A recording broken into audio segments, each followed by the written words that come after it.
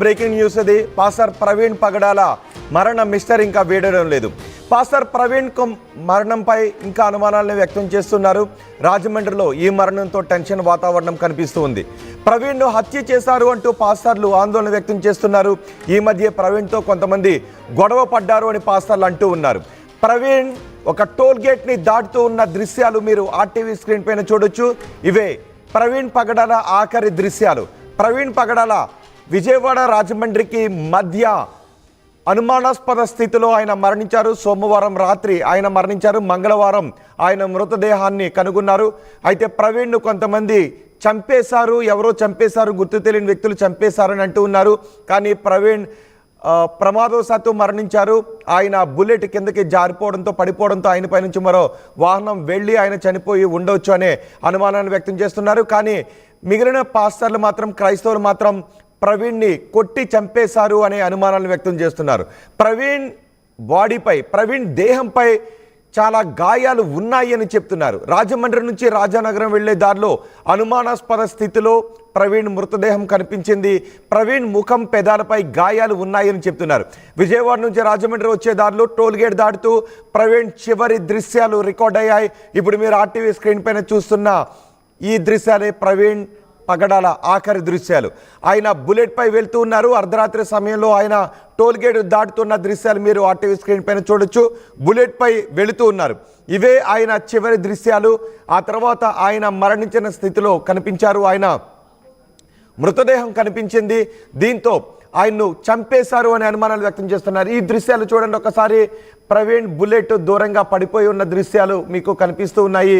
ఆ పక్కనే ప్రవీణ్ పగడాల మృతదేహం కూడా కనిపిస్తుంది. దీంతో ప్రవీణ్ను ఆయనతో గొడవ పడిన వాళ్ళు చంపేశారు అని చెప్తున్నారు. గతంలో ఆయనతో 2-3 సార్లు గొడవ పడ్డారు అనే విషయాన్ని కూడా గుర్తు చేస్తున్నారు. దీనిపై క్రైస్తవులు ఆందోళన వ్యక్తం చేస్తున్నారు.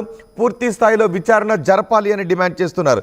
కేఏ పాల్తో పాటు క్రైస్తవులు కూడా ఆందోళన వ్యక్తం చేస్తున్నారు. ఒకసారి ప్రవీణ్ పగడాల మరణం గురించి ఎవరెవరు ఏం మాట్లాడారో చూద్దాం.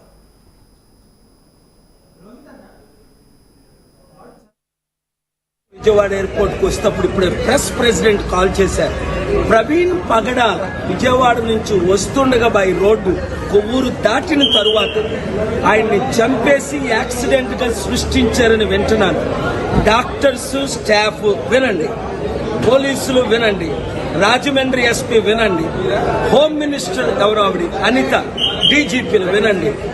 ఇన్వెస్టిగేషన్ సరిగ్గా చేసి న్యాయాన్ని ఇమీడియట్ గా జరిగించకపోతే తగిన చర్యలు తీసుకోవడం జరుగుతుంది.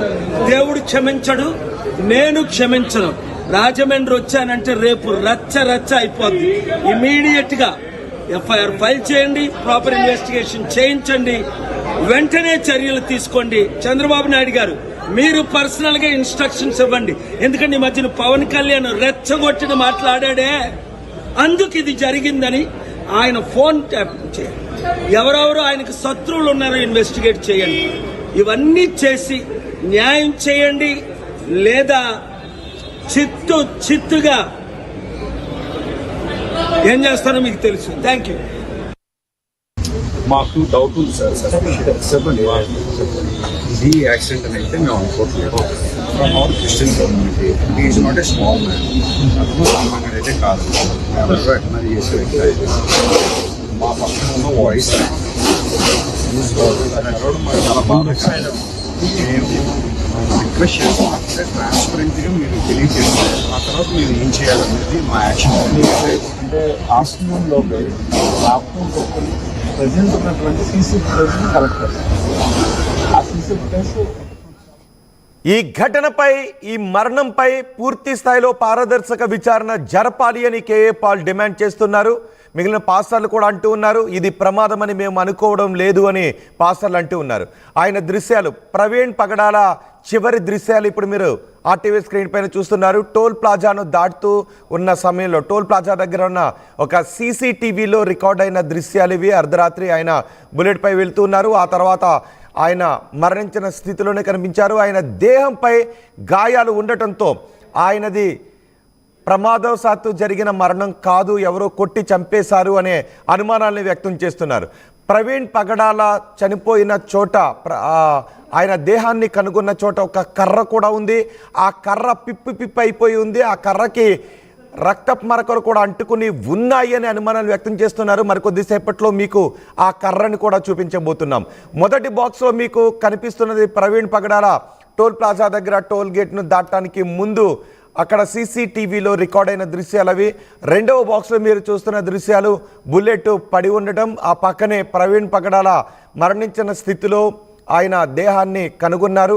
ఆ దృశ్యాలు కూడా మేము మీకు బ్లర్ చేసి మాత్రమే చూపిస్తూ ఉన్నాము. ఆ పక్కనే ఒక కర్ర కూడా ఉంది అని చెప్తున్నారు.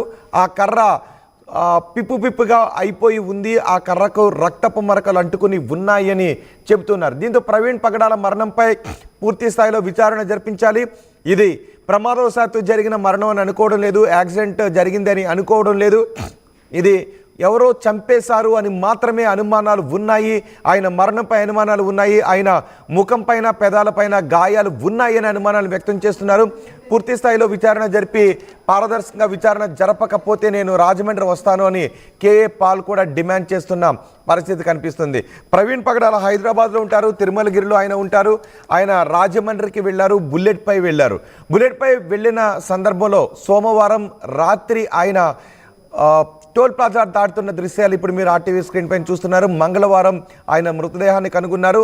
ఆయన మరణించిన స్థితిలో కనిపించడంతో ఆయన మరణంపై అనుమానాలను వ్యక్తం చేస్తూ క్రైస్తవులు పెద్ద ఎత్తున నేషనల్ హైవేపై ఆందోళన కూడా దిగారు. ప్రవీణ్ పగడాలను ఎవరో చంపేశారు, ఆయన అంటే కిట్టని వాళ్ళు, ఆయనతో గతంలో గొడవ పడిన వాళ్ళు చంపేశారు అంటూ అనుమానాన్ని వ్యక్తం చేస్తున్నారు. కేఏ పాల్ అంటూ ఉన్నారు, పవన్ కళ్యాణ్ ఇటీవల రెచ్చగొట్టే వ్యాఖ్యలు చేశారు, దాని పర్యవసానమే ఈ మరణం అని కేఏ పాల్ అంటూ ఉన్నారు. నేను రాజమండ్రి రావాల్సి ఉంటుందని కేఏ పాల్ చెప్తున్నారు. ఒకవేళ పారదర్శకంగా విచారణ జరగడం లేదు అనిపిస్తే నేను రాజమండ్రి వస్తాను, ఆ తర్వాత ఎటువంటి పరిణామాలు ఉంటాయని కేఏ పాల్ కూడా అంటూ ఉన్నారు. ఒకసారి ఆ కర్రను కూడా మీకు చూపించబోతున్నాను. ఈలోపు మా ప్రతినిధి ప్రకాష్ దగ్గరికి వెళ్దాం. ఇప్పుడు మీరు ఆర్టీవీ స్క్రీన్ పైన చూస్తున్నారు. ఆర్టీవీ స్క్రీన్ పైన చూస్తున్న ఆ కర్ర, ఆ కర్రకు రక్తపు మరకలు కూడా అంటుకుని ఉన్నాయని చెప్తున్నారు. దీంతో ఆయనది కేవలం ప్రమాదవశాత్తు జరిగిన మరణం కాదు, బహుశా ఆ కర్రతో ఆయనను ఎవరో కొట్టి ఉంటారు అనే అనుమానాలు వ్యక్తం చేస్తూ ఉన్నారు. ఎందుకంటే ఆయన హెల్మెట్ కూడా ఊడిపోలేదని కూడా చెప్తున్నారు. కొన్ని అనుమానాలు వ్యక్తం చేశారు. ఆయన పెదాలపైన ముఖం పైన గాయాలు ఉన్నాయని చెప్తున్నారు. ఇప్పుడు మీరు ఆర్టీవీ స్క్రీన్ పైన చూస్తున్న ఆ కర్రకు రక్తపు మరకలు ఉన్నాయి. ఆ కర్రతోనే ఎవరో ఆయనను కొట్టి ఉంటారు అనే అనుమానాలను కూడా వ్యక్తం చేస్తున్నారు. మా ప్రతినిధి ప్రకాష్ ఉన్నారు పూర్తి సమాచారం అందించడానికి. ప్రకాష్, ప్రవీణ్ పగడాల మరణానికి సంబంధించి పోలీసులకు ఎటువంటి ఆధారాలైనా దొరికే ఒక కర్రను కూడా చూపిస్తున్నారు. బహుశా కర్రపై రక్తపు మరకలు ఉంటే అవి ప్రవీణ్ని ఎవరో కొట్టి చంపారనే అనుమానాలు వ్యక్తం చేస్తున్నారు. ఆ కర్రను ఏమన్నా పోలీసులు సీజ్ చేశారా? ఇంకెటువంటి క్లూస్ అయినా దొరికాయా? రోహిత్, ఇదే హైదరాబాద్కి చెందినటువంటి ప్రముఖ క్రైస్తవ వర్తమానికులు ఎవరైతే ప్రవీణ్ పగడాలపై తన మృతిపై అయితే పలు అనుమానాలు అయితే ఆ పాస్టర్ల క్రైస్తవ సంఘాలన్నీ కూడా ఆ అనుమానాలు అయితే వ్యక్తం చేస్తున్నటువంటి పరిస్థితి ఉంది. ఏదైతే తన మృతదేహం ప్రస్తుతం రాజమండ్రి ప్రభుత్వ ఆసుపత్రిలోనే ఈ యొక్క పోస్ట్ మార్టం నిమిత్తం కూడా అక్కడ తరలించినటువంటి పరిస్థితి అయితే ప్రధానంగా ఉందని చెప్పాలి. దీనిపై ఇప్పటికే ఆ క్రైస్తవ సంఘాల పాటు అంతమందరూ కూడా నిన్న రాజమండ్రి ప్రభుత్వ ఆసుపత్రి ముందే ఆందోళన దిగారు. అతను ప్రమాదం యాక్సిడెంట్ గా జరిగినటువంటిది కాదు, ఉద్దేశపూర్వకంగానే ఎవరో కొట్టి చంపారనే అనుమానాలు పెట్టిన నేపథ్యంలోనే దీనిపై పోలీసులు అయితే ఎంతనే అలర్ట్ అయ్యారు. ప్రధానంగా అతను ఎక్కడి నుంచి ఎప్పుడు బయలుదేరారని చూసుకుంటే హైదరాబాద్ తిరుమలగిరికి SBH కాలనీకి చెందినటువంటి ప్రముఖ అంతర్జాతీయ క్రైస్తవ వర్తమానంగా అతనైతే కొనసాగుతున్నారు. ప్రవీణ్ కుమార్ పగడాల అంటే ప్రధానంగా చూసుకుంటే అతనైతే సోమవారం నాడు అయితే ఇంటి వద్ద రాజమండ్రిలో ఉన్నటువంటి స్నేహితుల వద్దకు బయలుదేరుతున్నానని తన బుల్లెట్ల పైన ఏదైతే తన లగేజ్ కూడా కట్టుకుని బయలుదేరినటువంటి పరిస్థితి ఉంది. దాని నేపథ్యంలోనే బుల్లెట్ పైనే హైదరాబాద్ నుంచి రాజమండ్రి బయలుదేరారు.